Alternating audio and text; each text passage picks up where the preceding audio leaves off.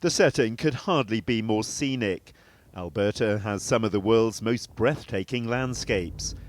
But will the gathering here prove as harmonious as nature's surroundings?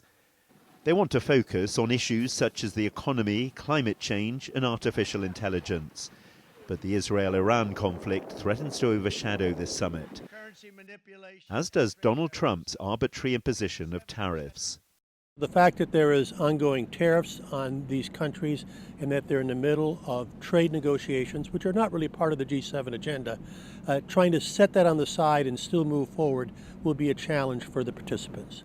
Welcome to this corner of Canada, and may I say in every corner of Canada is Ukraine.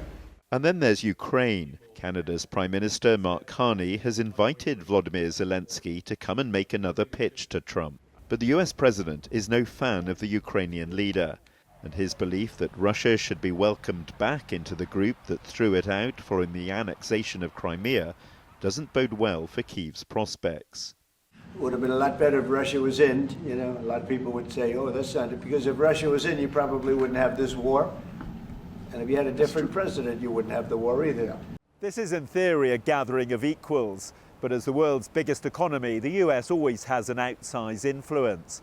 And the presence of Donald Trump, an unpredictable president at the height of his powers, adds another dimension. His fellow world leaders will need a strategy to deal with him. They'll want to challenge Trump, but not to the point that, you know, Trump comes out of it and says the U.S. is not going to go to any more G7 meetings.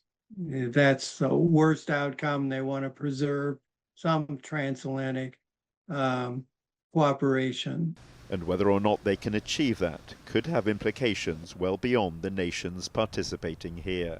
Jon Brain, TRT World, Alberta, Canada.